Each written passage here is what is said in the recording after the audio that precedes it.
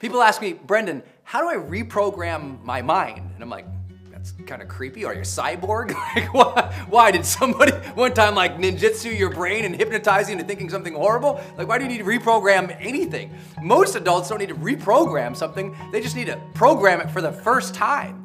You know, it's like there was never actually any programming that happened anywhere. There were just all these patterns of incidences and these circumstances that have all coalesced into sort of these automatic thoughts and behaviors that they aren't necessarily being responsible for. They come up automatically and they happen to them. It's not like someone said, I want you to think this, I want you to think this, I want you to. No one ever sat you down and probably just like, woo, maybe it happened, but for most people, that never happened. What they're really saying is, Brendan, I need to get a hold of my mind, man, because sometimes I just got these constant negative recurring thoughts that come up. I can't get rid of them, or sometimes I get obsessed about this one bad thing that happened to me, or sometimes they say, you know, I just can't even control my attention, dude. So what they're really struggling to do is to master their mind in a more sort of capable way.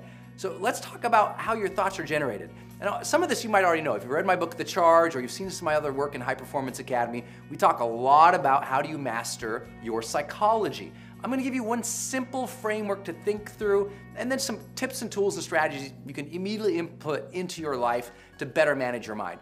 The first thing, if you're having negative recurring thoughts and feelings that are coming up, those are really, they're easy. And here's what I mean by that. You know, we kind of have two systems of thought, psychologists like to say now. We have the system one theories, in which the system one is your automatic, just unconscious, immediate thoughts and impulses that come up from your body that usually your brain is just saying, hey dude, we've thought through this before, or hey dude, we're trying to protect you. So it's running at a very baseline, easy, energetic level. Your brain loves to optimize itself. It doesn't like to have to do a whole lot of thinking. It just likes to say, what do we already know? How can we apply it to this situation? So if you had fears in the past and a similar situation is here, your body just generates those fears and says, hey man, run away again. You know, if you had challenges in the past and you want to protect yourself, your brain just says, hey, protect yourself right now, we're worried about this. But sometimes those are not helpful thoughts. They're automatic, but they're not actually helpful. It's just your brain saying this is the easiest route we know. And part of becoming a more mature, conscious, enlightened person is to better take control of our system two, which is our sort of conscious dashboard on our mind, our ability to more directly work, control, generate, and create our own thoughts and behaviors in the moment, not relying too much on just the things that come up for us. Now, of course, we're always going to. Most of our lives is very system one driven, very unconscious, automatic. We're just going through the motions. But the people who achieve the peak amounts of success, the highest performers in the world, have said, you know what? I need to discipline my mind to support me even when it comes up with an automatic, immediate thoughts. I want those to be positive and buoyant and confident and strong, something that leads me to healthy decisions for my life, not just things that protect me. And so I think that we have to learn how to do that. One of the simple ways to do that is this framework to understand how thoughts develop into strong and automatic thoughts in our lives.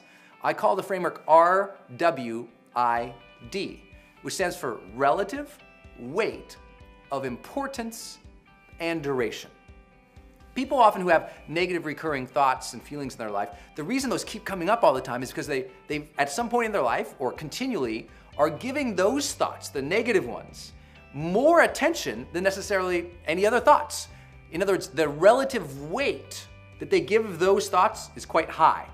And they give a lot of importance to them. So those thoughts are very important to me right now. And they're durational, they last over a period of time. They keep thinking about those thoughts, thinking about those thoughts, thinking about those thoughts. And it's all that repetition that seals it in the back of their head. And now their head says, oh, this is an easy thing. I know this one, and it pulls it forward. So that simple repetition, because they made it important and they thought about it a lot, it keeps coming up for them over and over and over again. So there's a good negative thing about that and a positive thing. The negative is, if you keep obsessing about negative things, your mind will be automatically conditioned to bring it up more and more and more often without your control, just automatically. The positive aspect is we can use that same skill set and that same rule to apply positive thoughts into our own life. We can give positive thinking, positive questions, positive approaches to life, a lot of importance in our life, and a lot of focus on them and give a lot of duration to them over a period of time, and they get sealed in the brain as well. And now the brain says, well, that's easy, automatically thinks about it. So for me personally, I've done this so much in my life that I automatically think about the best possible outcomes in almost everything I do. I used to think about the negative outcomes. I thought, that's not supporting me. So how did I do that? Well, leveraging RWID, it helped. And let me break it down for you a little bit about how you can do this, because the first thing you have to do in order to improve your mind is take total control of your attention. And notice, where are your thoughts right now? At a very continual basis, you have to think, where are my thoughts right now? Are they supporting me, or are they automatically coming up negative and self-protective in ways that are not advancing my life? Just to be aware, to be conscious of what's going on in your body, in your sense of feeling and emotion, and the sense of the thoughts you're actually having. Just start paying attention. You know, for a lot of people, because they've never done this before and it's hard to remind them to do it, it's like simple. Here's what I want you to do. Just start paying attention to your thoughts anytime you're in line. Anytime you're in line from now on. If you're in line at Starbucks, just say, I'm in line at Starbucks. Brendan said, think about my thoughts. What are my thoughts saying right now? Just checking in. You're in line in traffic, waiting for the next car. Just sit and think, what are my thoughts right now? And just notice what you've been thinking about. The more we notice what we've been thinking about, the more we can interrupt what we've been thinking about.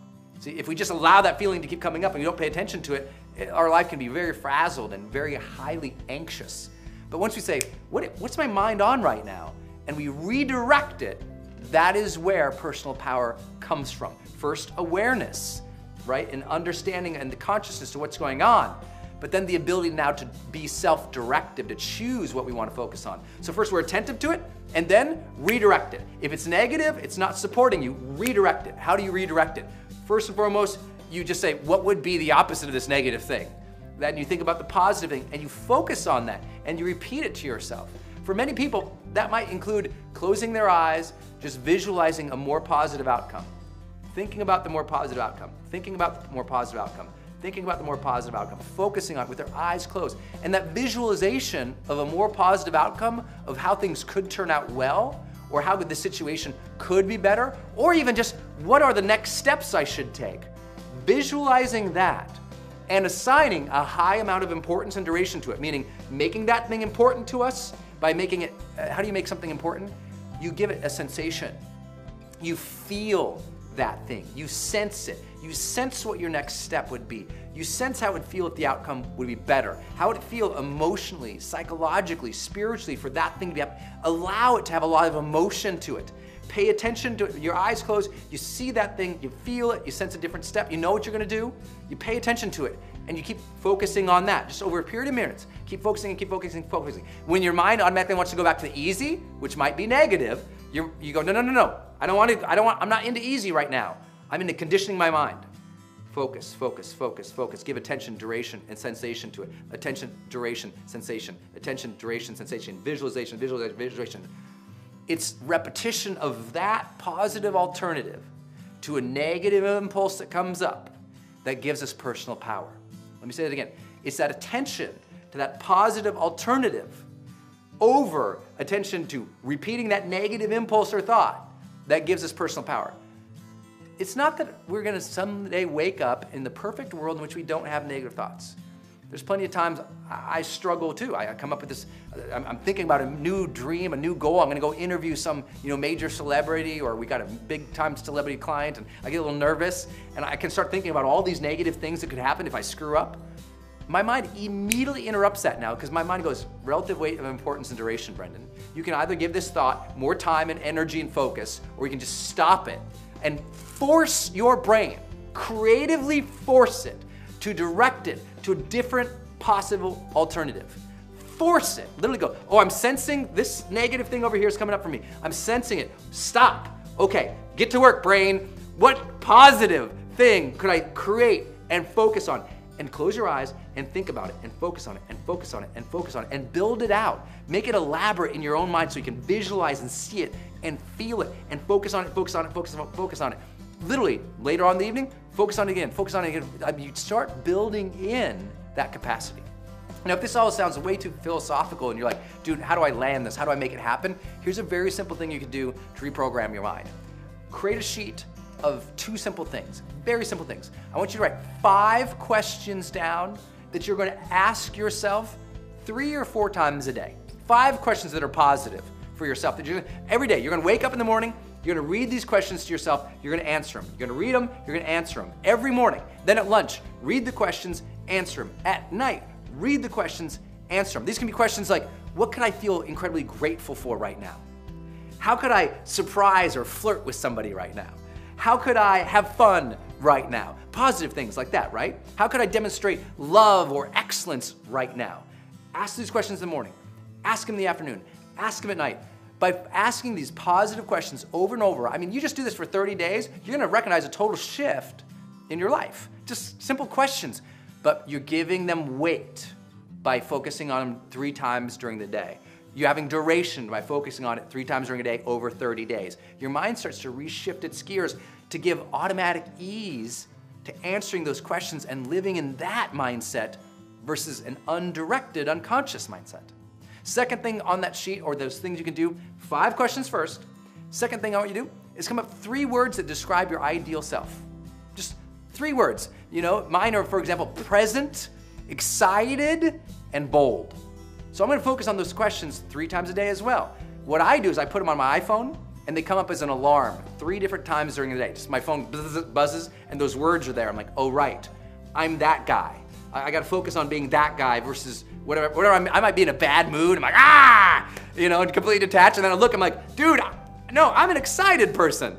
Break that thought. Get back into this. Got it. This is who I am. And now that might sound so simple.